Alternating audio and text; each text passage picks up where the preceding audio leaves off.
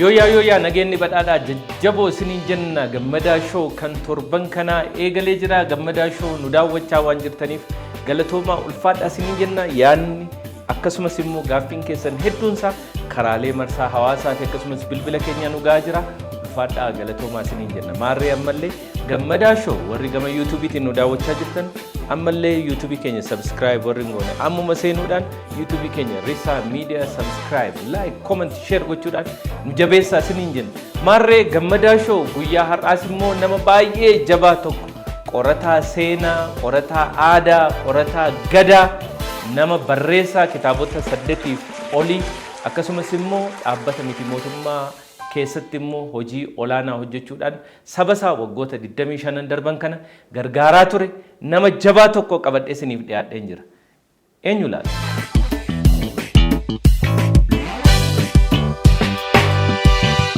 Egaan daawwattoota keenya sagantaa keenya gammadaa show kana ammoo sponsora gochuudhaan isin biraan gahaa kan jira sponsorota keenya Ethio Telecom akkasumas Ililli Grand Real Estate galatooma ulfaadhaa jennaan maarree yeroo ammaa kana immoo produceronni koo keessummaan kiyya studio gaheera naan jechaa jiru keessummaan kiyya guyyaa har'aa immoo nama baay'ee jabaa barreessaa kitaabaati qorataadha akkasumas immoo sirna gadaa Oromoo irratti nama waan hedduu hojjetee fi halkanii guyyaa waggootan 25 darban kan ammoo waan jajjabaa nama hojjete guyyaa irraa keessummaan koo obbo Jamjam Uddeessaa Galchuuti baga nagaan dhufte obbo Jam akkam nagumami yooyya akkam nagumami yooyya nageenni badhaadha jajjabaa jababbo naga baga nagaan dhufte noor ayyee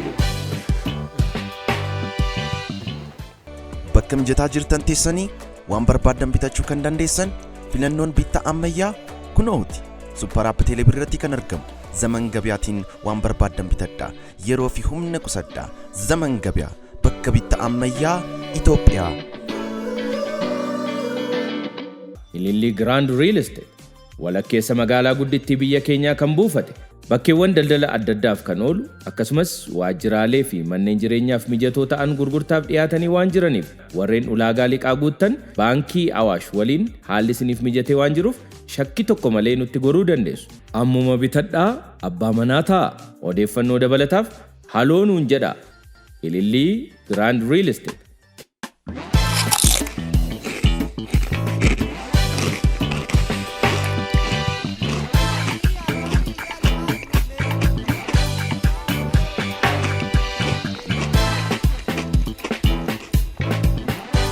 Janjam Uddeessaa Galchuu baga nagaan dhufte ulfaadha baga nagaan dhufte cheers bisaan unnee eegal akkas mijuu sooranna mijuu unnee akkanat eegalla egaa sila akka aadaa gujiitti aanan sila sii qopheesse dansaa ture kanarraa nu of kalchi bisaanuma untee deemta egaa Janjam nama aadaa beeku nama gadaa beeku amullee namallee umriin illee diqqoo deeme namni akkanaa kun immoo eebbaan sila sagantaa akkanaa kana yoo eegale eebba gujiifaa sila immoo nu eegalte baay'ee bareeda jennee yaadna achumaanis daawwattoonni koo eebballee baratanii jecha mee nu eebbisi eebba keetiin eegalla gaafii cufa caalaa gaafii guddoo natti taate tana nama gasi mara jaarsa eebbaatii miti immoo haa ta'uti yoo namni waan qabu kenne doonnan jedhanuuni sanuma malee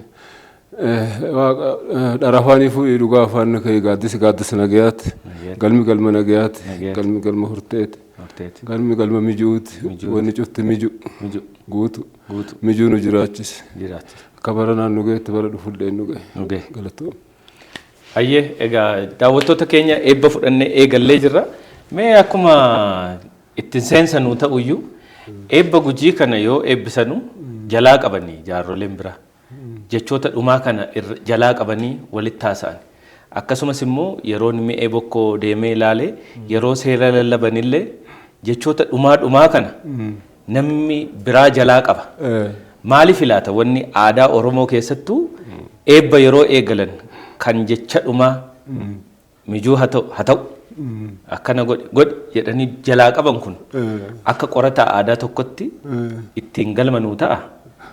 Maaliif laata kun? Dhugaa keetti jechuun tokkoffaa waan inni jedhe dheertuu san yoo irra deebi'an guyyaatu guutuun fixanu tokko kana inni kun immoo waliin jiraatuu qaba namni waaqallee waliin kadhatanii walii eebbisanii waan maganfatanullee Oromoon gaa abaarsan beeku maganfata malee jechuudha. Ansii hoola jedha malee badiin jedhu Oromoon waan akkas maganfatanullee waliin yennaasan milkaa'an yennaasan tokko ta'a yennaa afaan tokko dubbatan waaqa bira geetti jedhanii waa amananuuf waa inni jedhe kaan guutuu isaa jecha san guutuu yoo guutuuf gizeen nama waan hin geenneef jecha ta'isiidhumaa san irra qaba jalaa qabuun san jechuudha wanni waliin godhaniif jechuudha. Kohershiin akka si waliin nan jira waan ati jechaa jirtu kana dhaggeeffachaa jira akka jechuuti attenshiniin koo gara biraan deemne akka ati jette sa'aallee jedhe nuutillee hin jenne maaniif seeta waan tokko bishaan tokko irra walii galanii dhagaa jedhanii dhagaa ta'a bishaan waan irra walii gala gogeessi keetti yoo si waliin jedhe yookaan sanii mootii maannaan keetti hangafi keetti yoo waan afaan tokko yoo dubbatanii wanni sun hin taati akkasitti amana Oromoon jechuudha. Waan inni jedhe san waan ati dubbatte san nuutillee akkasuma dhugeeffanne akkasuma fudhanne jechuudha. Yennaa isaa waaqni hin dhage'a jechuudha masaniif jalaa qaban. Waaw kuni baay'ee waan fakkeenyaaf ammuma ammayyaa kana keessatti aniif ati waliin ta'ennee haasa'aa jirra. Waan ati dubbattu ani dhaggeeffachaa jiru taanaan eye contactiin hin jiru taanaan yookiin jedhee si jalaan qabu taanaan namatti haasa'aa jirtu sana qalbiidhaan waan seene sitti hin fakkaatu waan ta'eef kan aadaa kun akka malee natti tola dhugaa dubbachuudhaaf yeroo namoonni akkas wal jalaa qaban. Egaa kaani akkuma jalqabarratti maqaa kee yaamnee eegallee jamjam jechuun maal jechuudha? Maqaan kee xiqqoo maqaa nama hedduurra adda na fakkaata. Maqaa nama biraallee dhaga'ee hin beeku. Akkamiin si baate maqaan kuni mee sanirraa yookaan? Baasas jechuun akaakolleen gaafa maqaa kana naa baasu natti himeera waan baaseef himeera. Haa ta'uti immoo wanni gariin miidiyaatti baasanii wanni gizee fudhata waan ta'eef gabaabseetuma yoo sitti hime abbaa duulaa tokkotti ture Gujii keessa. Duula abbaa duulaa Gujiiti Giingam Koyyaa jedhama.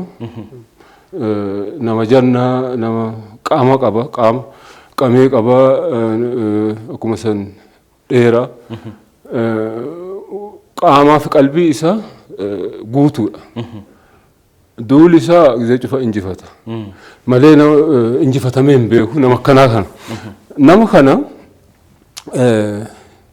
Gujii keessatti Giingam haa jedhamu malee uummata ollaa keessatti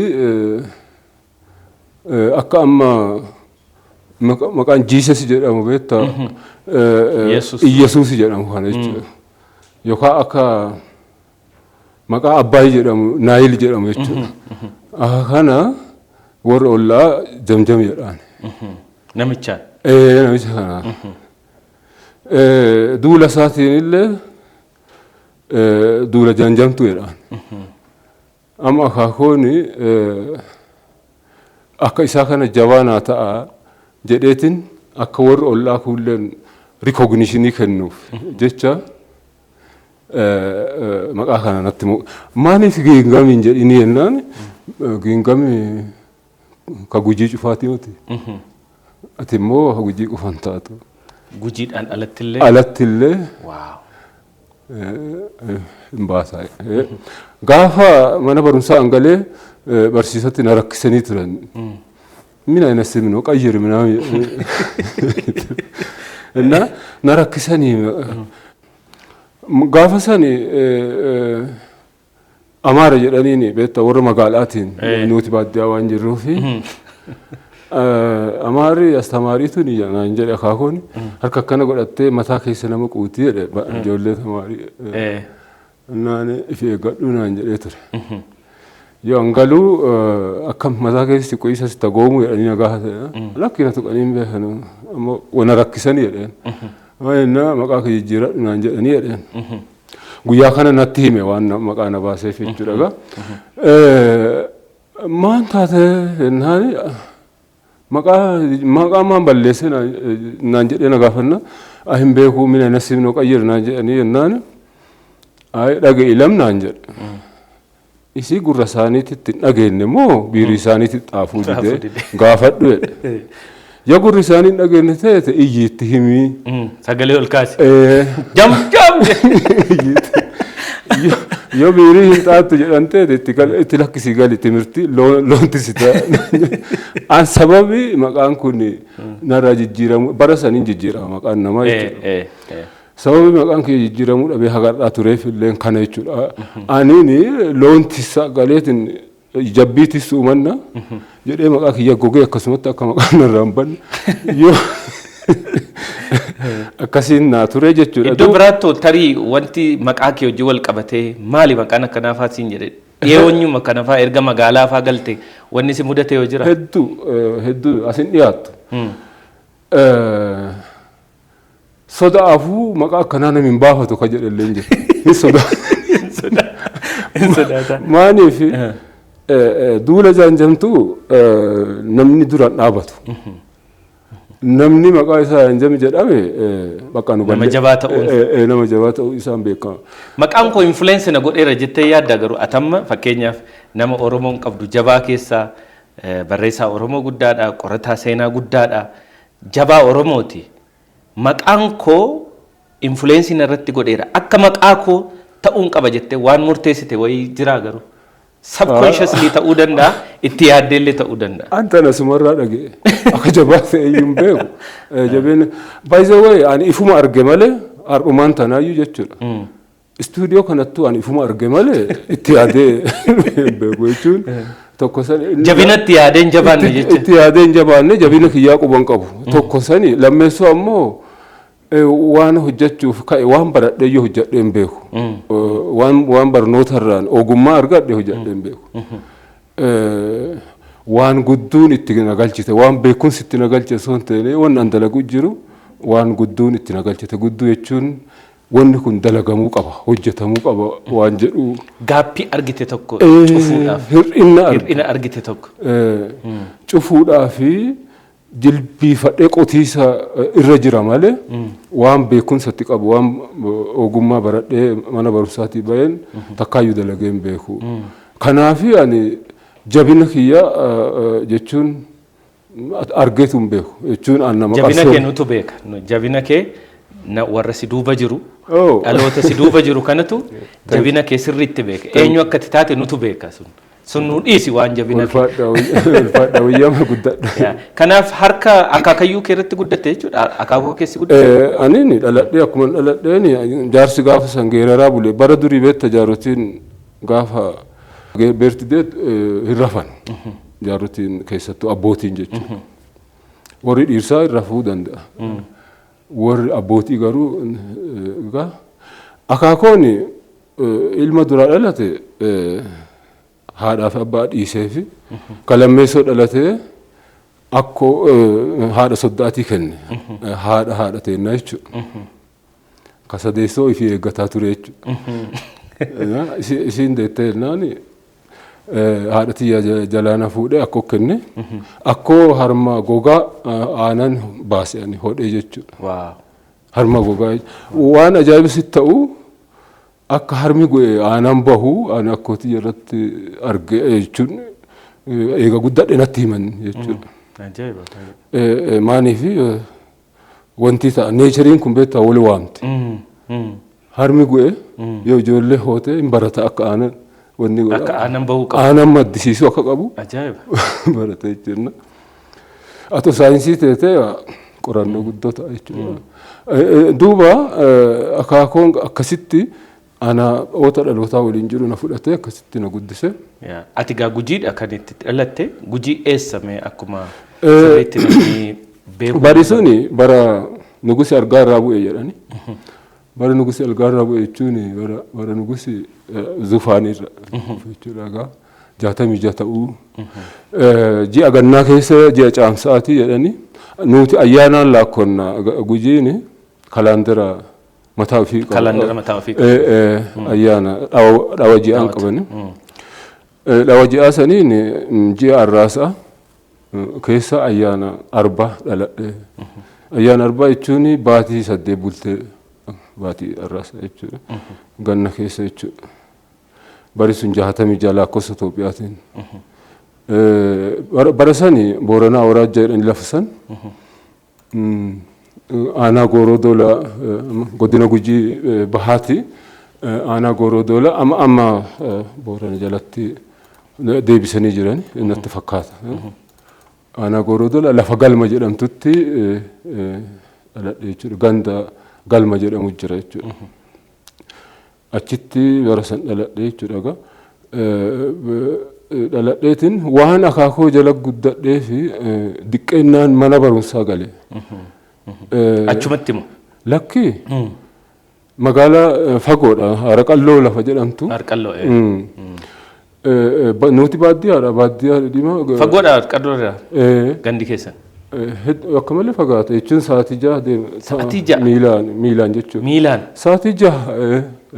Daa'ima taate sa'aatii 6. Sa'aatii 6 deemna. Maayirratti halkaniin deemaa, halkaniin bahee, halkaniin gala waan ta'eef kadhataniitiin magaalatti mana jaartii tokko akka an bulu haala mijeessanii. Aniin debil promooshinii waan jedhamu jira bara san. Debil promoshiniidhaan waggaa 2 keessa kutaa 6 fixe. Waggaa 2 keessa kutaa 6? Kutaa 6 fixe. Ji'uma 3 baratte jechuudha.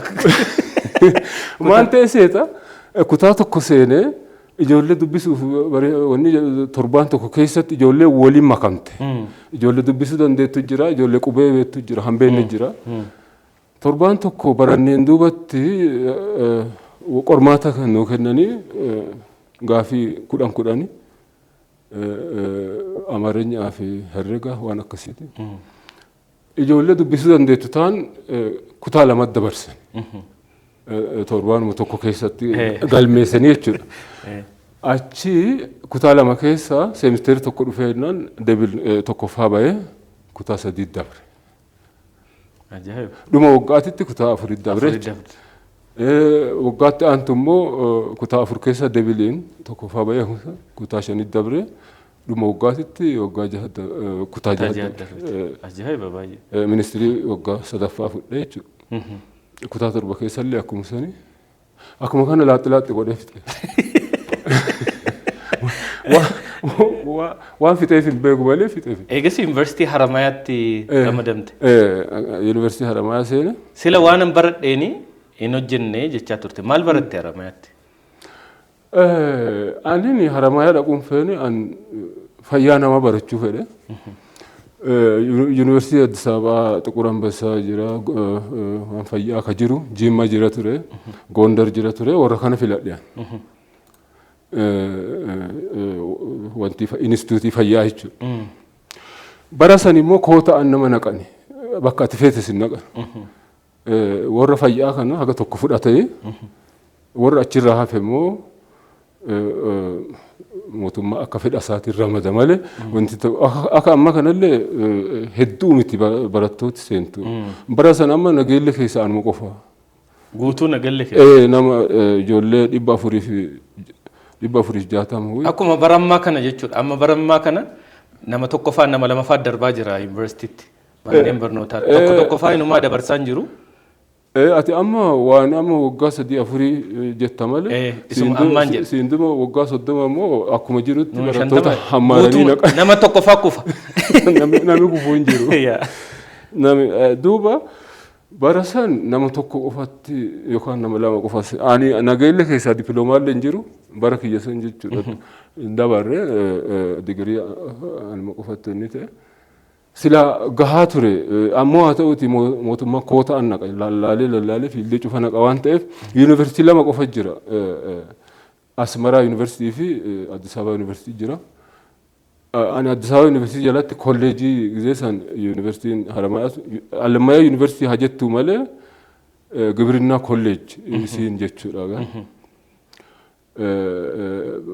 Beekamtii yuunivarsiitummaa gaafas kophattiin qabdu gaa Addis Ababa Yuunivarsiitii na fudhattee Haramaa immoo gibirinaa malee homaa hin qabdu. Homaa hin qabane. Achi waan fayyaa fakkaatu barbaasa animal saayinsii filadhe. Okay. Animal saayinsii immoo yoo seenuu waanuma an keessa guddadhe ta'ee natti argame. Waanuma loonii. Waanuma loonii. Kana duruu beekan jenne.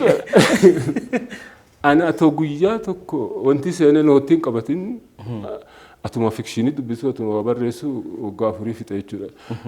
Maaniif akkas ta'e tuffadhee osoo hin taane fedhii dhabeetti. Fedhii barumsaa garuu eebbifame ittiin gammanne jechuudha waan baradhisan jechuudha. Jechuun durumaanuuf silaa fayyaa barachuu fedhee achirraa immoo wanni ta'e achi dhaqeennaan animal saayinsii.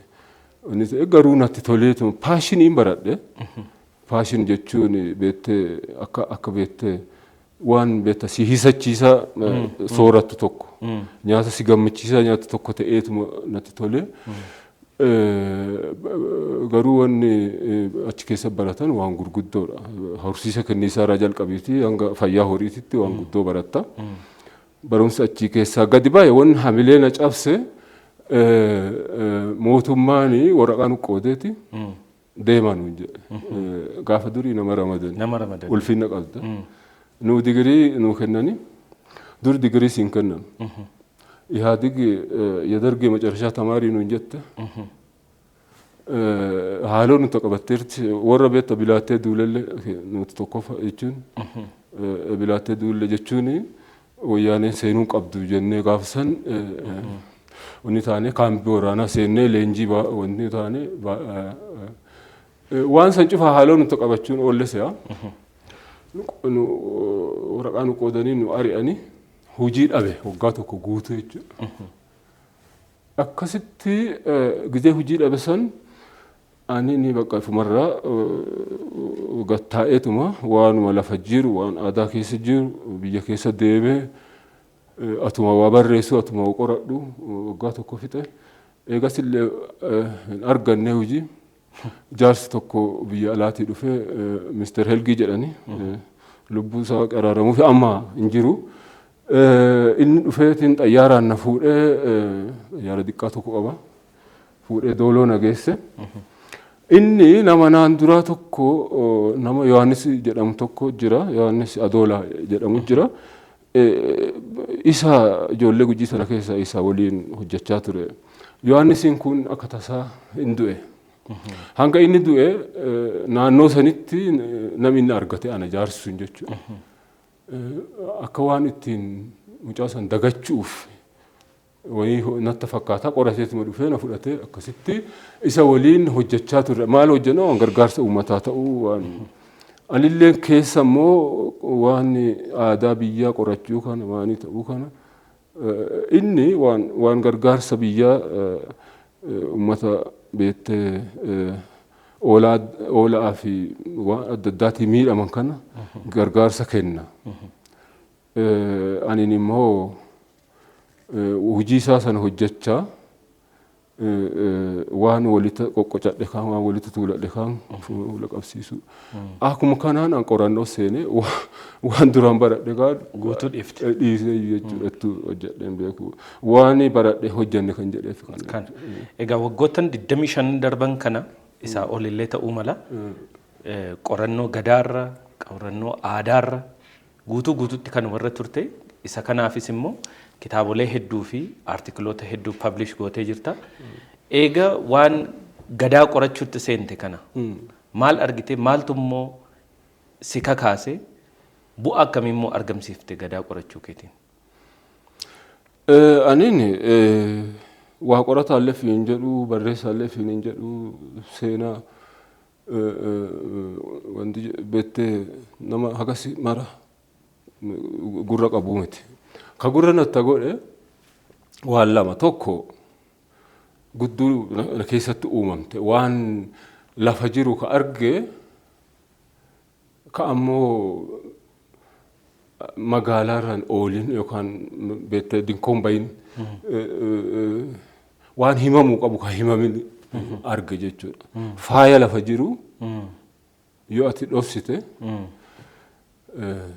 warqiin biyya keessaa beektaa gatiin qabdu. Yoo ol baatee gubanii qulqulleessan. Irraa baasanii. Tokko kana arge. Lammeessoo ka hojii kanan na kaase hangafoota kiyya.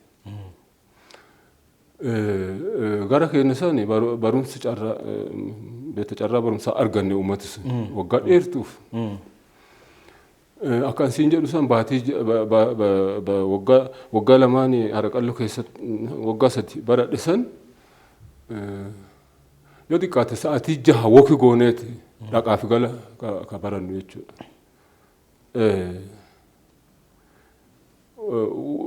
Sababa saniin naan dura namni barate hin jiru namni tokko lama barate carraa dokonkoraatiin barate carraa dokonkoraa kasiin jedhe ku hedduu jira waan carraa dokonkoraa jedheef namni carraan isaa uumamee barate hin jiru tokkollee yookaan warri isaa hiyyoommate magaalaa galee akkasiin barate yookaan immoo sababa ta'e tokkoon haadha abbaa dhabee maani ta'e dhaala dhabee yookaan beektee abbaan isaa utaaddara mootummaa fa ta'e sababa saniin onni fa ta'e nama tokko lama sadii yoo jette afuraffaa argatiisaaf yaaddeeti malee namooti naan duraa kun cufti waa dalaganii jiran tokkollee ammoo bakkaan hin geenye waan isaan yaalan kaan waan isaan jalqabanii atoo addaan hin gahin waan ta'e tokko irraa caban kaani bakkaan ga'uun narra ture. Kana keessa dhaddacha gololchaa nama jedhamu. Dhaddacha gololchaa gurbaan jedhamu tokko haati isaa abbaa malee guddiftee itti rakkattee akka malee haadha jadduudha. Ijoollee isii cufa barsiifattee nama gooroo doolaati siillee nama gara kennaati. Ijoollee lachuu garuu tabarsiifatte san hangafoota gizee tokko dhabde. Keessattuu inni hangafaa kun dhaddacha gololchaa nama jedhamu waan seeraa baratee yuunivarsiitii Finfinnee kanarraa eebbifame biyya alaatti du'e. Gaafa du'u waan inni dhaamate waan an hojjedhe kana biyya galchaa nama hojjechuu danda'u kennaati. Hojiirra haa ooltuuti isin ta'amaanaa jedheetiin namatti kennate. Waan kan fuudhaniitiin ijoolleen Londonii ture namni sun achiin dhaqanii inni keenya addu'e gurbaan isa awwaale sun Londonii galee achi asit deebisee waan kaan warri immoo fuudhee natti kenne jechuudha. Dokumentii inni hojjechaa ture kaan waan gizee wal fakkaatu walitti qabee anillee waan jiru dhaamsa hangafootaa waan ta'eef ka'umaa ifiyyuu hin beekne. Kitaaba kana jechuudha. Political Legal System of Gujii Society of South Ethiopia. Dhaddacha gololchaati edited by Janjam Uddessa. Rooli editingii qabda jechuudha. Isuma seensaa fi xumura guduunfaa dubbiitiif itti keessa waan akkasiiti kaan immoo inni nuuna caalaa waan beekuuf waan isa laanguweejii isa edit godhuun qabu. Gizee waan kana hojjadhu ani waan lama arge tokko akka uumaan beekne illee arge. Isa daawwanni hojjechaa ture kun tapha ijoolleeti. Yoo hojjechuu fedhan akkanatti qotanii wabaasuu jedheetiin arge. Lammeessoo immoo akka waa hojjechuu danda'u illee fi arge. Akka uumaan beekne illee arge. Akka immoo waa hojjechuu danda'u illee fi arge. If this guy says something this much, I can say more than that. Waan jedhu beektee haala mijatiin keessatti eeganame kun hagana jedhuu danda'e. Ani immoo uummata kiyya keessa taa'e waan guddoo jechuu danda'a waan jedhu. Ammallee jaarroti jala guddadhe waan ta'eef sirna gadaa kanallee beektee jiraanneetuma keessa hin jiraanne malee nuti sirna gadaa hin baranne. Leeyiin teennaayyuu isuma dubbiin teenna haasa'ii kennayyuu isuma waan ta'e waan kana caalu hojjechuu hin danda'amate. Garuu addee Ingilizeenyaa inni na caalu san anillee qoteetuma baaseetuma jechuudha. So kitaabni kun guutuu guutuutti afaan Ingiliffaati. Kan kitaaba baay'ee duraan ture keessa kan atilleen irratti qorattee kitaaba barreeffame. Gaafa halchiis baallee fuudhu. Baallee fuudhu kan aaga xanxannoo si abbaa gadaa duraanii baay'ee dargaggeessa turan suuraa kana irratti gaafa argitu. The Guji Societal Convention and the Laws of Society rehearsed at 22nd Bokko Assembly. Mi'ee Bokkotti. Waan achirratti ture barreessite jechuudha. Lallabaa gaafa sanii qofa lallabi suni waan seeruma gaafa san bahe. Seera yeroo san bahe. 22 irratti bahe. Bara 1998. Akka faranjitti. Akka faranjittitti. Akka keenyatti 90 jechuudha akka lakkoofsa Itoophiyaatitti. Eegasiis immoo kuni The Guji Gada, the blueprint for democracy and the distinctive socio-cultural characteristics of Guji Oromo kan jedhu OSA irratti kan dhiyeessite. OSA gaafa UNESCO fi iyyannoo galchinu isa kana waliin galchine beekta nuti wanti miti UNESCO sana guddumatti deddeebinee afaan gossine. Jalqaba immoo isa kana wanti goone eegasi warri UNESCOtu as dhufuu eegale. Ilaaluu daawwachuu. Fakkeenyaaf gaafa halchiisi baallii kennullee dhufani gaafa harmuu fi baallii fuudhullee dhufan jechuudha. Kanaaf barreeffamni kun dhiibbaa guddaa uumeera. Dhugaa dubbachuuf galmeessisuudhaaf gada jettee. Nutiin amma by the way UNESCO fi wanni goone nu uumati ka galmeessise mootummaa garuu yennaa qaraasan mootummaan nu mormaa ture maan godhuu maal fayyada. Daawwattoonni koos akka beektanii fi namoota gadaan UNESCO irratti akka galmaaniif dhiibbaa guddaa fi akkasumas immoo hojii barreeffamaa duubaan hojjechaa turan namni guddaan nuti qabnu guyyaa har'a Jamjam Uddeessaati. Maal nu fayyada jettanii yaaddanii maal immoo nu fayyade akkamitti immoo irraa fayyadamuu qabna? Wanni guddaan tokko wanni guddaan nuti itti hajamne Ethiopia is the land of origin. Ethiopiaan madda waan cufaati. Ilmi namaalleen asuma, bunilleen asuma, buni jechuudha. Akka isin jettanuu moti dimokiraasii faranjiirraan arganne koyaati dimokiraasii nurraa baradhaa jechuudha. Wanni dhaamsi guddaan nu barbaanne itti hajamne jechuudha. Hangafummaa isii yoo qabanne immoo Itoophiyaan maqaa guddaa argattiidha wanni nuti itti hajamne. Achi keessaa immoo Oromoon qooda guddaa qabaa jechuudha. Wanni nuti itti hajamne sani. Maayirratti garuu kan dokumentii cufa waliin qabee qopheessee akka wanni cuftu haala mijattu godhe mootummaa mataa isaati jechuudha. Kun dadhabbii waggaa 3-4 duuba beekte. Eega wanni hundumtuu toora qabatanii. Numatteen duuba jechuudha. Atoo mootummaa nu hin beekin UNESCOon bokkoo dhaqeeti qorattoota erge wanni sun fakkaattu laalaa jedhe. Yeroo jalqabaa dubartoota sirni gadaa dubartootaaf bakka guddoo kennuuf waan jedhamu komentii wayii dhaqqabe.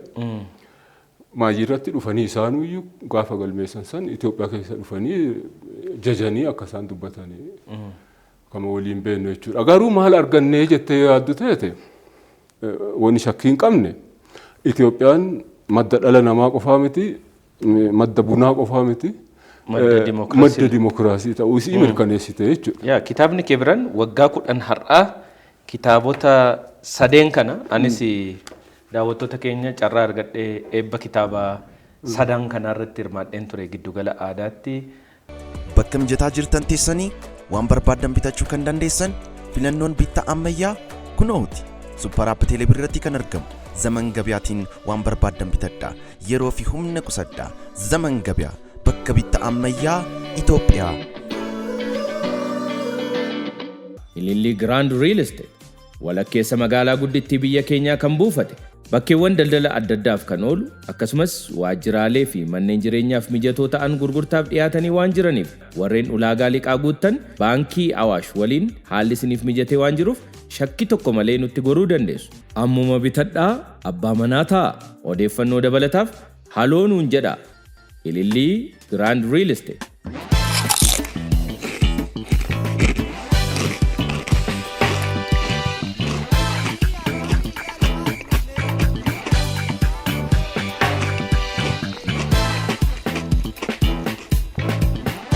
daawwattoota keenya carraa argadhee eebba kitaaba sadan kanarratti hirmaadheen ture giddugala aadaatti egaa nafsi isaanii amaaruu artist Alii Birraa akkasumas jeneraal Baacaa Dabalee fa'aa eebbisiisaa turani. Kitaabonni gaafa san eebbifamanii keessaa kitaabni inni guddaan gara peejii 500 ol ta'u Zagadaa Democratic Pluralism jedhu kana illee barreessitee jirta. Kunillee ni co-authorii qaba Dhaddacha Gololchaa waliin kan barreeffamee jira. Gaafa san kaan Balchuma Jeebanaan illee ni jira. Irree jeefan qabne irree jeefan qabne kitaaba walalooti. Kitaabni kun afaan sadiin kan barreeffame, afaan Ingiliffaa qaba, afaan Oromoo qaba, afaan Amaariffaatiinis barreeffamee jira.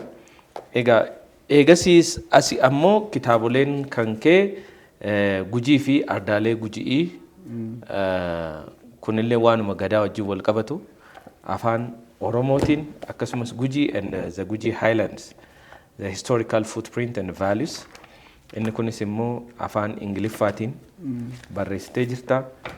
Amma otuma lakkaa'u kitaabonni kunuu 1 2 3 4 5 6 7 almost kana waliin 8 kitaabolee 8 geessee jirta. Tokko jira Finfinnee malee kan hin dhufne jira kalaandara Oromoo kalaandara akka qabu ni beeka. Isa irratti illee qorannoo geggeesse akka tasaa ta'e Finfinnee malee. Egaa kitaaboleen gadaarratti xiyyeeffatan hedduun isaa si biratti argamu. Keessumaa immoo afaan Ingiliffaatiin barreessuun kee baay'een isaanii immoo odeensii sabni biroo akka waa'ee keenya hubatuu fi baay'ee dandeessiseera jedhee yaada. Kitaabonni kee dhiheenya kana eebbifaman keessaa immoo kitaabni Jeneraal Xuulaa Duubee kitaaba baay'ee bareeda seenaa goota kana goota lubbuun jiranii kitaaba kana akkamittiin barreessite akkamittiin qoratte mee waan Jeneraal Xuulaa Duubee xiqqoo nutti ani waan ajaa'ibsitti ta'u kitaaba kana barreessuuf $200 qofa qabadhe kiisatti $200 ka waaqi beeku isa qofa qabadheetiin Ameerikaa dhaqee waan biraa nama achiin fudhatu yookaan immoo birrii achiin dhaqu hin qabne jechuudha. Wanni akkasii godheef jaarsa kanatti achi jira. Ameerikaa turan. Ganni isaa 400 gaafa san. Nama ganna 400 gaafa inni asoo isan harkaawwan fudhanne inni du'e manni barumsaa guddaan tokko akka gubate. Akkasiin natti dhaga'ame. Maaliif seenaa as keessa jiru seenaa isaatiiniti.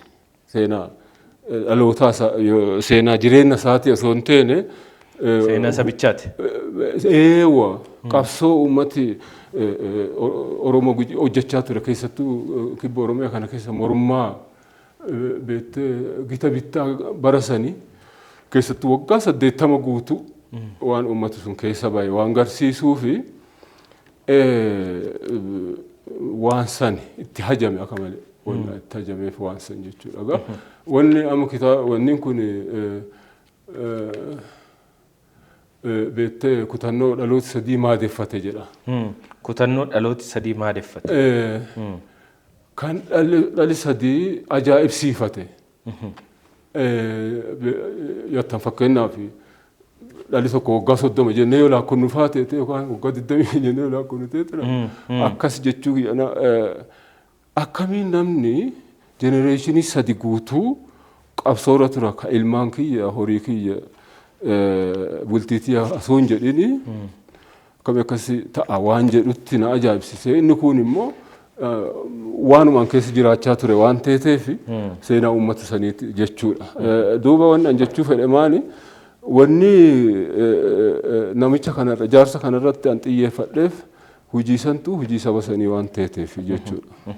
Inni kun waan egaa kitaabileen kun keessattuu Zagadaa Democratic Pluralism jedhu kun irra caalaa hojiin kun hojii dhaddachaati. Wanni an godhe garuu yoo laalte amma kitaaba kana barreessuuf yoo xiqqaate kitaaba 500 dubbifneera. Anaaf inni kitaaba 500 ga'u. gaazexeessitoota garaa riiferensii 500 gahu. Namillee akkasan nama yookuma shanii hanqatellee nama akkasitti jechuudha. Maaliif jaarrotiin akkuma isaan gumiin garaagaraa jaarrotiin garaagaraa gaafa san irratti hojjetame guddoodha. Ammallee waggaa 20 guutuu qorannoo irra ture. Waggaa 20 gisee siin jedhu gaafa muudanni baallii fuudhu irra jalqabani. Muudanni baallii fuudhe eega muudanni baallii kenneen duuballee waggaa 10 almost waggaa 25 suufi finne jechuudha. Waan hagana irra turreef maani waan beektee afaan qabu ka afaan gadi gombifame tokko waggaa dheertuuf yoonni akkasitti ture atini wanni kuni hudduu santi afaan sitta fakkaata malee waan afaan qabdu sitta fakkaata. Beektee waan afaan qabu gadi gombifame waggaa dheertu ture tokko akkanuma laalaa yoo guddatte beekta innis afaan qaddeettee waan san akkasii afaan qabdu duudduu sana namatti agarsiistee amansiisuudhaaf immoo qotuu qabda. Akkasan sirna gadaa kana waggaa dheertuuf waan duubatti hafaa ta'e tokko godhanii sammuu uummata Itoophiyaa amansiisanii jiran. Lammeessoo ammoo akkaadaamikalii waraqaa ittiin qabachuudhaaf malee namni hojii kiyya jedhee garaa sarraa hojjetee hin jiru. Inni guddaan garuu alaa dhufee qoratee barreesse malee wanni addunyaa amansiifachuu dadhabneef jechuudha. Profeesar Asmaroom. Amma Asmaroom akkaadaamikalii namni isa caalu hin jiru. Dhugaa dubbachuu. Namni hanga isaa gadaa barreesses hin jiru. Hin jiru. Garuu hanqinni isaa maali? Inni qoratee barreesse malee ta'ee hin jiraanne. Nuti hanqina isaa bakka jiraatanii ta'anii sirna sana keessa darbanii barreessuu fi alaa dhufanii qoratanii barreessuu gargar waan ta'eef. Waan. Fikshiiniyyuu fuula 500 barreessuu dandeenya. Dhugaadha. Rakkoon qabu. Professionally immoo namni barate immoo hagas caalaa akka inni barreessu tilmaamuun dadhabdu. Akkasillee ta'ee Profeesar Asmaroom UNESCO amansiisuu hin dandeenye. Wanni hojiin teenna jaarrotii waliin taanee nu hojjanne UNESCO gisee tokko amansiiftee fi taanee hojjanne. Jaalii kiyya kanaan duraa sun atoo hojjetu fedha waaqaa teetee inni hin deeme. Inni adaraa jedheetiin biyya deebisee waan san dhaloota kenninaan an fuudhe hojii dhaddacha gololchaa san akkasiin miilaan kaatee deemtu kitaaba duraa saniin inni godhe eegas immoo isuma san gabbise gaafa an gabbaase jaalalallee argatte gurrallee argachuu dandeette jechuudha. Wanti baay'ee na ajaa'ibu waan maatii dhaddacha gololchaa gaafa dubbattuu fi waan dhaddachaa gaafa dubbattu ani suma kanayyuu gaafa laalu waanuma maatii gololchaa kanaafi gurra ta'uudhaaf leegaasii isaanii itti fufsiisuudhaaf atu waan akkanatti dhalatte wayii sitti fakkaata. Sababiinsa asiin kitaaba dhaddacha gololchaa inni otoo raawwatiin biraa deeme fuutee lubbuutti hortee kitaabolee 2-3 keessaa baaftee uummata Oromoo biras akka inni gahu qorannoon isaas akka lafatti hin banne gochaa jirta garanaan. Gama kitaabaa fi gama gadaatiin gaafa laalu qorannoonni qorate sana asiin lafa qabsiisaa jirta. Gama kaaniin immoo waan obboleessi isaa duuba gololchaa immoo hojjechaa ture. Dhimma sana immoo waan maatii kanaan immoo inuma maqaa maatii isaaniitiin dhaabbata miti mootummaa NGO jedhamee yaamamu duubaaf dhaabbata jedhu dhaabdee waggoottan 20 darban kan immoo hooggantee uummata waan hundumaatiin duubatti hafeera jettee yaadde barnootaan misooma garaagaraatiin marginalized uummata ta'an kan immoo waggoottan 20 darban kana irratti hojjechaa turte. Duubaaf immoo nama akkamiiti waan dhaddachaa dhageenyeera qorataadha nama jabaadha. Duuba immoo yookiin duuba miti maqaan duuba gololchaa nama akkamiiti maqaasaa giddugaleessa godhattee immoo akkamittiin kitaabolee kana barreessuu immoo eegalte hangamsi deemsiseera maal faa hojjettanii gama NGO kanaan immoo hojiin kee kan qorannoo fi barreeffamarraan alatti kan jiru immoo hojii hawaasaa hojii uummata gargaaruuti waan ta'eef. dansa waan ati na gaafatte kana waan lama jira kanarratti deebiin isaa karaa lamaan tokko ilmaan naannoo ani itti dhaladhetti ilmaan ijoollee baratte ilmaan gololchaa tuni abbaa malee haadhattu itti dadhabee ijoollee kana barsiifate haati ammoo irraa milkoon ijoollee barsiiftee bakka guddoon geette tokko ijoolleen kun ijoollee baadiyyaatti naannoo keenyatti ni barateen jiru ture dhaloota isaaniititti ijoollee lamaan kana barate ijoolleen kun haadha barsiise abbaan diqqeennaan irraa du'e isaan bakka guddoon ga'in du'e haadha barsiise haati barsiiftee bakka guddoon geette kun inni hangaficha fakaltii seeraatiin eebbifame achirraa inni kun immoo sooshoolojiidhaan eebbifamanii otoo hin turin jarri lachuu du'anii jechuudha wal faana. Wanni adda addaa jiraachuu dandeetti garuu kun biyya alaatti du'e kun biyyuma keessatti du'e rifaatuu hangafichaarraa kun hafuu hin dandeenye wagguma tokkotti du'e jechuudha. Gaafa isiin boottu haati maan jette biyyaan dura barsiifadhe biyyaan dura dhabee jette. Garaa nama nyaata. Baay'ee. Jaartii sanii jabeenya dubartootaa isirratti arga. Amma anini beektee jara tana waan isaan hojjechaa turan sanii kophaa fi ta'anii waan isaan hojjetan qofa osoo hin taane waan isaa hojjetaa turan san atoo fiixaan baate akkasiin biyyaa gootuun beeka waa baata. Ka hangaficha beekamaadha. Waan sirna gadaa irra qotaa ture hojjetaa ture. Kamaannichaa garuu waan inni yuunivarsiitii seene yeroo jalqabaatii fi namni maallaqa yuunivarsiitii naa erge maallaqa baankii fudhadhe abbaa kiyyarraa otoo hin ta'in duuba gololcha isaa ijoollee amma gaafa inni kaameraa keessaa gaafa sanii fiilmii wanni tokko maramu jira beektu irraa footoo kaasanii akka fiilmii 16 qofa kaameraa keessa haga beektee footoo 16 qofa kaasuu danda'u keessa jira isii gaasan. Kaameraa kana jechuun. Kaameraa kana hin qabna nuti yaadannoodhaaf as keessa. Fiilmii as keessa galchan. Dhaloonni ammaa kan amma beekan ta'a argaa. Waan akka boombii faawwee tokko itti fakkaachuu danda'a. As keessa fiilmii galchanii akkanatti waan kun hin cufamti. Gaafa kaasan suuraa gaafa kaasanii akkana godhanii qacci godhanii gadi kaasan.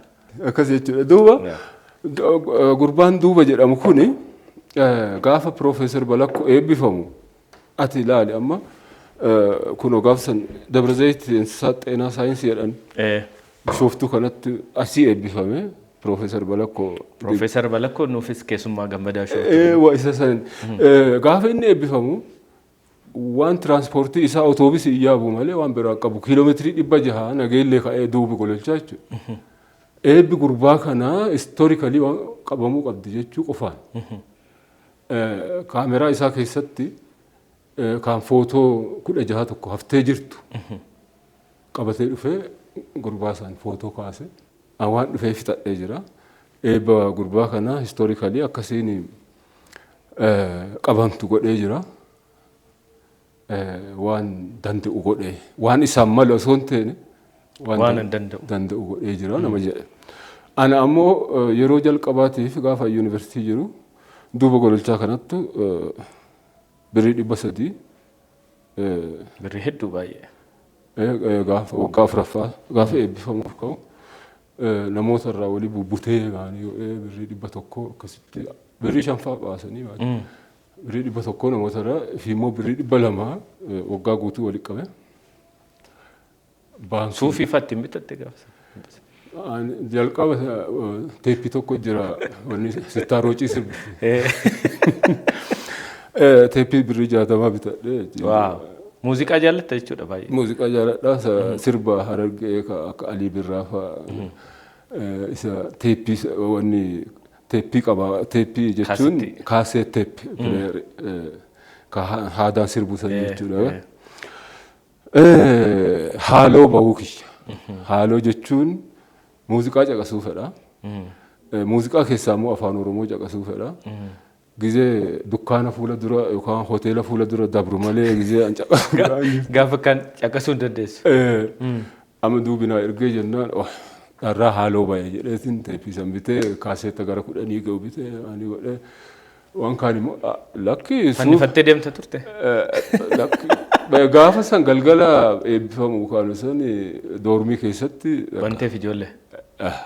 lafa gadhiisee ina duuba dhaddachi waan inni hojjete ka duraan sitti hime waan sirna gadaa irratti waan jabdu waan gadi ba'uu malu hojjete. Duuba waan inni beekamuun namoota baratan kana jajjabeessa. Waan kana irraa dhaali'an. Gaafa dhaabbata wayii ijaaruu qabnaa dhaabbata barnoota irratti xiyyeeffatu dhaabbata misooma lafa tanaa deemsisu jedhee ani 2000 inni du'uudhaaf waggaan tokko kaaftu 2000 lakkoofsa alaatiin jechuudha miliyoonema faranjiisan mari'adheeni yennaan don't do it naan jedhe sijjeessanii hin godhini waan kana dhaabbata waan jettu maanii anaa fi nattalaakkaa'ee namoota hangafoota kiyya hari'oota isaa nattalaakkaa'ee iddirii ijaarranna jennee nageelle keessatti tokko ammoo obboleessa kiyya hangafaati maraateetiin mataa inni godhanii hidhanii maanii godhan waanuma iddirii ijaarranna jedhan qofaaf iddirii ijaarranna jedhanii walitti qabaman qofaaf adamsanii dhaabbata siyaasaa ijaaran maanii jedhanii lafaa dhabamsiisan egaa muuxannoo sanatti hime. Kanaaf yoo nama gargaarte callisii gargaari malee dhaabbataan taanaan si adamsanii. Hin duutaa akka ati duutu immoo hin feenu yoo ati duute biyyattiin hin miidhamti. Waan inni keessatti dubbise ani hin beeku waan inni keessatti arge ani hin beeku gaafa ati duute biyyattiin hin miidhamti naan jedhe. Hin turre inni immoo baatii jaha akkas hin du'e jechuudha. An gaafa san Duba Gololchaa Foundation jedhee jalqabe. Duba Gololchaa Foundation kana na siyaasaan jalaa godhan. Hin galmeessinu jedhan. That was like 2001 Duba Gololchaa Foundation jenne na hin galmeessu foundationii galmeessituu hin dandeettanuu jedhan. Ijaaruu hin dandeettanuu jedhan. Maan jennere callisaatii dirijitii biraa gaafa fitii ministeerii galmeessa duuba eegasii maan godhee hangattaa'eetiin aniini hangafoota kiyya waa irraa baradhe qaba. Waan irraa baradhe kun diqqoo gabbatteetiin dhaloota duubaa fi dabruu qabdi. Kanaaf Duba Gololchaallee akka hin dagatamne dhaloota duubaa naa dhufullee akka inni qaramu waan ani hojjedhu kun ifiifa son ta'e duubaaf. Tokko Duba Gololchaatiif. Tokko duubuma isumaaf isaan yaadachuudhaaf. Inni kun dhaloota duuba naati. Dhaloota duuba jiraniif. Inni kun immoo abbreviation Ingilizeenyaati Development by Unity and Brotherly Action for the Future sir. Abbreviation DUBF kun duubaaf jedhu jechuudha. Inni akkaruma kan sadiinuu hiikaa qabdi duubaaf akkanatti ijaarree jechuudha. Beektee irraa milkoonnee jira. Oromiyaa keessa qofa osoo hin ta'in Gambeellaa Sidaama keessatti Walaayittaa keessa Silxee keessatti illee ijoollee dubraa hedduu barsiifne. Wanni nuti irraa jalqabne ijoollee dubraa gaafa waan dhaabbata kana ijaarru intalti baadiyyaa takka lama fixxee hin jirtu naannoo sanitti. Takkatti intalti Gujii jechuun naannoo beektaa kibba Oromiyaa kana beektaa barumsaan duuba hafte siin jedhu kana jechuudha. Gara Booranaa kanallee diqqoo ngooman. Miknaatum gara Keenyaalleen gara Itoophiyaalleen diqqoo daandii gubbaa jiranii mootummaalleen diqqoo bobaa qoofsaaf natti. Ammoo haa ta'uti gara Gujii kana akka akka tiriitii tokkoon lakkaa'amaa ture waan ta'eef uummata kana barumsaan duubatti hambisanii turan jechuudha. Sababa kanaa maaliyyan dubara dhiisii dhiirtinuu hin barattu carraa barumsaa argattu. Keessatti immoo ijoolleen dubaraa waanuma isaan ta'e jedhameetuma akka dubarri hin baranne jedhanii awaajiin baate fakkaata. Kanaaf hosteelii ijaarree dubara qofaaf ijoollee 40 yeroo jalqaba fi ijoollee 40 fagoo lafa fagoo jechuudha mana barumsaa miilaan deemuu hin dandeenye waggaa tokko keessatti ijoollee 40 galchine amma isaan keessaa nama biyya alaa jiru fa'aa jira. Nama doktora ta'e nama lamaan beeka. Warra isin barsiiftaniiru. Waggoota meeqaaf gaafun? 2001 irraa jalqabnee waggaa 25 jechuudha amma. Waggaa 25 keessatti nuti waggaa 5 dabarte tana xiqqoo dadhabne akka durii hin jiru anillee kophaa amna fayyaallee harkaan qabdisamoo sanii dadhabne malee waggoota 20 dura akka dansaa hojjanne jechuudha. Egaa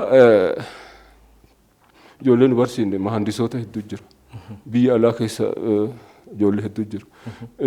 PhD haga ammaa qabdutti hin beeku intalti tokko garuu doktorii nama lama ta'anii jira. Egaa maal jechuu fedha seetaa dhaloota duuba naa dhufu ni jechuuf inni kun ammoo duuba gololchaa gorsa isaa qofa osoo hin taane fakkeenyummaa isaa waan isarraa baradhee akka isiin gabbattee dhaloota duubanaatiif deemtu dhaqqabdu godhuuf. Egaa jamjam hiriyoonni kee gaafa siyaamanis jamsi jedhanis siyaamu gabaabsanis wanni siin adda godhu tokko yeroo hedduu rifeensa kee kana rifeensi jamjam kun waan addaa wayii tokko qabaayii hedduu bareeda waan aadaa wajjin wal qabatu wayii qabaayii dhadhaafaa kanan dibdaayii akka aadaa. Rifeensi kiyya kun rifeensaa moti guduruu malee jechuun guduruu jechuun rifeensa atiin hin faaya jettee godhatte osoo hin taane rifeensa ati ifitta lakte ifitta dhiifte haa biqilu akka fedhe ta'u jette. Akka fedhe ta'u.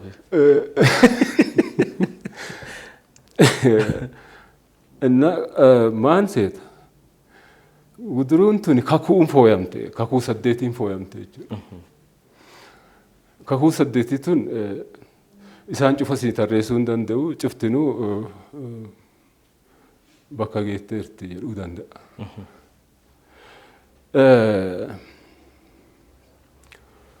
Guyyaa tokko guyyaa akka malee garaan na hammaate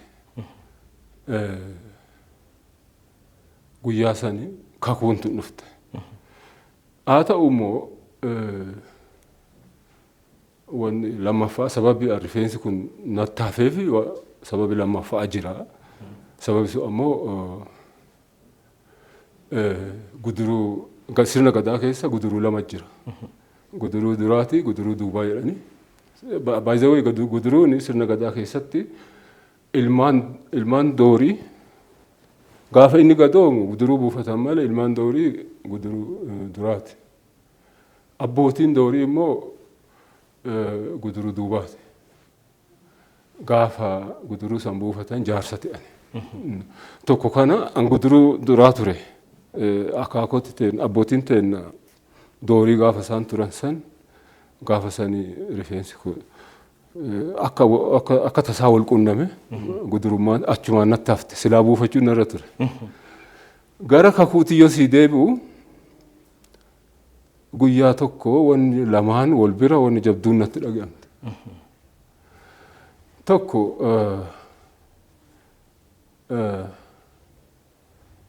ijoollee wayititti kitaaba wayii natti fide. Kitaaba kuni waan ani irraa arge ijiti amanuu dadhabde. Gujii jedheetu afaan Oromootiin barreeffame gujii jedhee maqaa badaa gujii kenne. Maan jedha seeta gujii jedhee turgumii isaa hojjettu mana keessaa hojjettu qe'ee keessaa ashkara xomboree maanii jedhetti akkasii. Wanni kun ta'uu hin qabdu jedhanii ijoolleen kun jedhanii jennaani ammaa fi an kitaaba kana xarapheeza jala kee ani agarree isinillee agarree jedheeni ijoollee kana.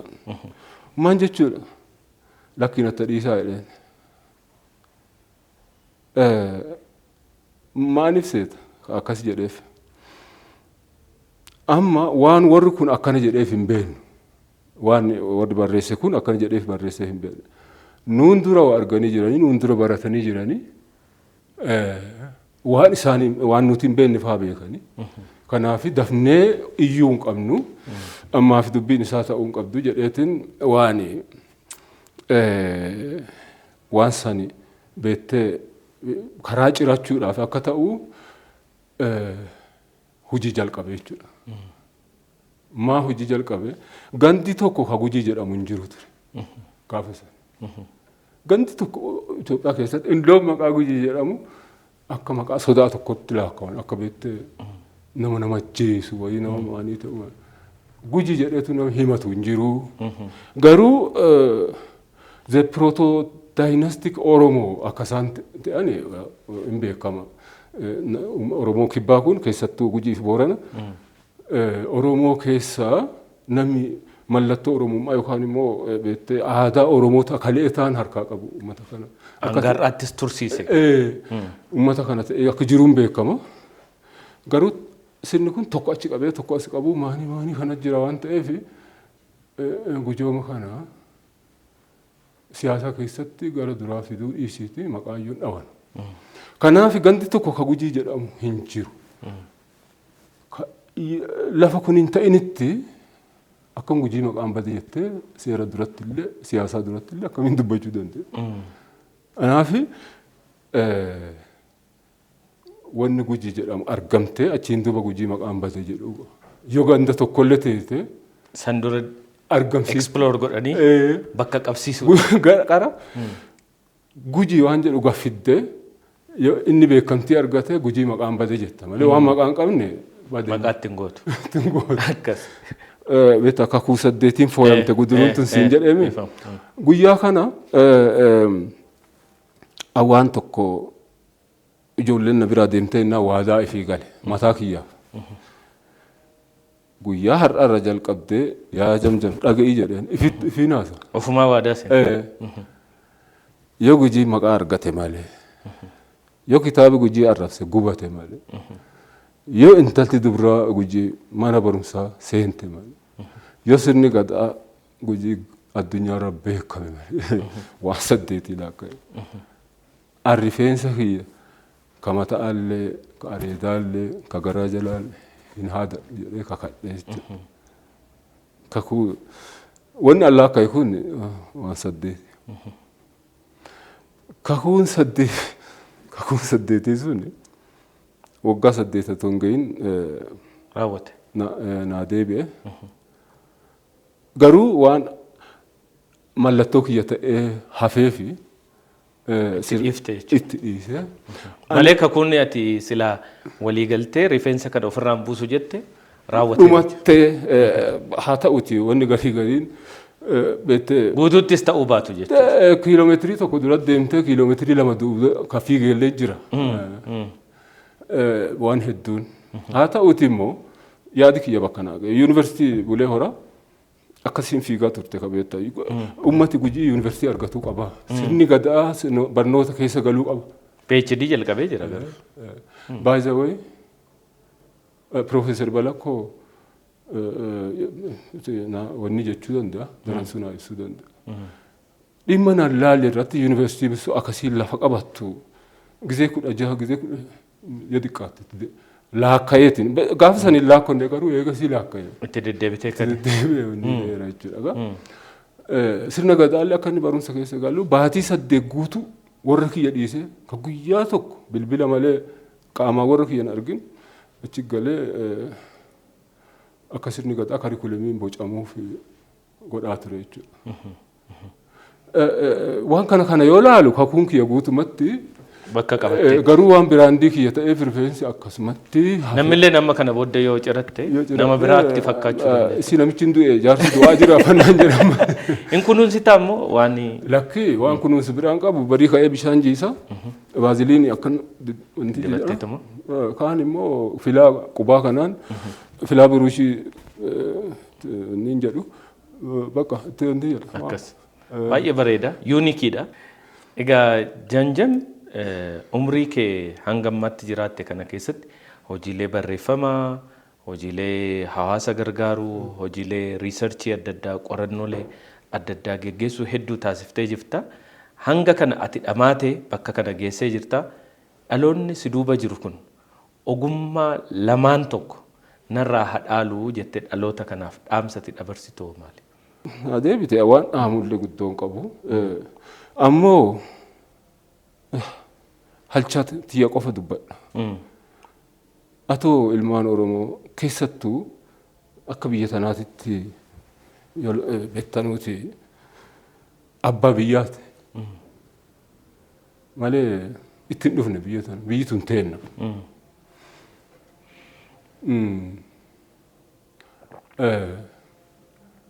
Biyyi tun jijjiiramuu yoo feenu ta'e Oromoon tokko ta'uun dirqama ta'a. Amma immoo harki middichi bitaachaan lolu gizee cufaa injifatee hin beeku waan akkasii arguu jira. Carraan biyya tanaa harka Oromoo jira. Carraan biyya Itoophiyaa jedhamtuu tana yoo waa dubbanne harka Oromoo jira. So ammoo eessa keessa jira tokkummaa dhaloota kanaa keessa jira.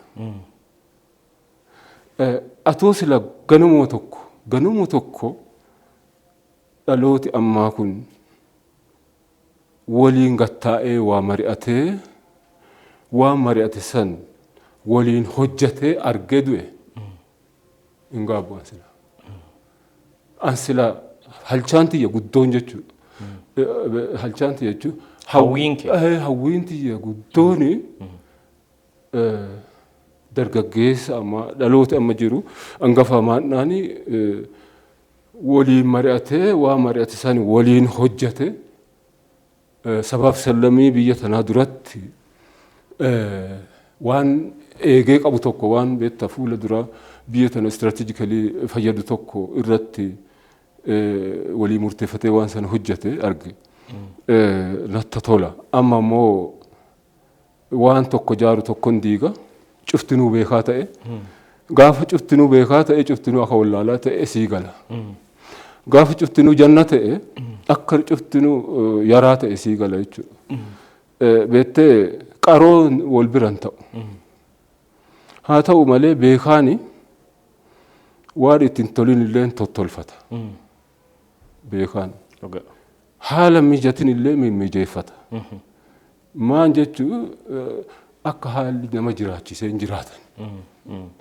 Kanaaf haga dandeenyutti namooti namaan dura dhalanne kun hariirooti kiyya obsaan dhaloota duubaa kana bocuun akkuma jirutti ta'e haga dandeenyutti gorsuun akkuma jirutti ta'e garuu amaanaan dhaloota duubaatiif menu caqasa namaan dura dhalachuun bana barumsaa guddaadha. Menu caqasa hangafa keessan caqasa. Nuti waan keessa baane qabna. Nuti madaa duddaa gadaannisa duddaa guddaa qabna. Gadaannis sunuu kitaaba if danda'e tokko dhaloota isin duraa irraa waan baratan guddoo qabdani mee gattee ati afaan tokko dubbadhaati waan dubbattan san waliin hojjedha. Amaanaa isiniin jedha. Adaraa biyyi tun immoo harka keessan jirti akka harka keessan seente kanatti harka keessan keessatti akka hin borcamne. Nuti dhaamannee jechuu barbaada. Waaw! Ergaa baay'ee bareedaadha. Egaa dhugaa dubbachuudhaaf otoo yeroo keenya kana caalaa sa'aatii tokko ol qabaannee kitaabolee kee tokkoon isaanii irratti immoo baay'ee haasofne gammachuu guddaa qabna turre hanqina yerootiif qofa gaaffiif deebii keenya guyyaa har'aa asirratti raawwanna. Garuu yeroo kaan immoo walitti deebinee wantoota tokko irratti deebinee kan haasofnu ta'a. Egaa keessummaa keenya taatee gammadaa shoo irratti dhuftee yaada kee waan ibsatteef immoo galatoom. Cheers. Ulfaadhaa wayyama oraa bula. Bakka mijataa jirtan teessanii waan barbaadan bitachuu kan dandeessan filannoon bittaa ammayyaa kunooti. Supper App Teeleebirrii irratti kan argamu ዘመን ገበያቲን ዋን በርባደን ቢተዳ የሮፊ ሁምነ ቁሰዳ ዘመን ገበያ በከቢታ አመያ ኢትዮጵያ ኢሊሊ ግራንድ ሪል ስቴት ወለኬሰ መጋላ ጉዲቲ ብየ ኬኛ ከንቡፈቴ bakkeewwan daldala adda addaaf kan oolu akkasumas waajjiraalee fi manneen jireenyaaf mijatoo ta'an gurgurtaaf dhiyaatanii waan jiraniif warreen ulaagaa liqaa guuttan baankii Awaash waliin haalli isiniif mijatee waan jiruuf shakkii tokko malee nutti goruu dandeessu. Ammuma bitadhaa abbaa manaa ta'a. Odeeffannoo dabalataaf haloo nuun jedhaa. Ilillii Grand Real Estate.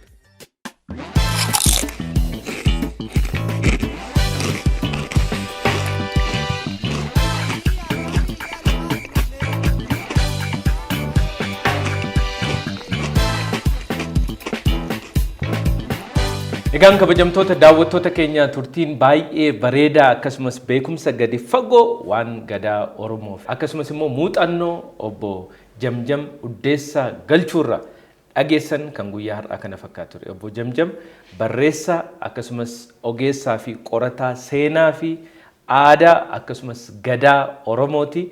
Nama immoo kun akkuma sila dhageessan immoo gadaan keenya UNESCO irratti akka galmaa'uuf immoo gumaacha olaanaa nu taasise keessaa nama hangafaa fi isa guddaadha. Torban keessummaa biraa qabadhee isiniif dhiyaachuudhaaf waadaan isiniif seena hanga xumura qophii keenyatti nu waliin waan turtaniif ulfaadhaa isiniin jecha Gammadaa Show guyyaa har'aa immoo ispoonsara gochuudhaan nu waliin kan turan Itiyoo Telekoomii fi Ilillii Grand Real Estate hedduu galateeffannaa. Sagantaa kana qindeessuudhaan daayirektara qophii keenyaa Antikoo Isaayyaas akkasumas kaameraa maanota keenya Biqilaa Mitikkuu Abdii Jireenyaa fi Waajjiraa Damaraa hunduma isaanii galatoomaa ulfaadhaa jechuun barbaada. Gammadaa Show hangammaa YouTube irraa subscribe gootanii warri nuun daawwatiin jirtan YouTube keenya ammuma seenaa subscribe, like, comment, share godhaa isiniin jechuu barbaada. Hanga xumura qophii keenyaatti waliin waan turtaniif irra deebiidhaan ulfaadhaa isiniin jechaa torban hanga walitti deebinutti nama torbanii nu haa taasisu.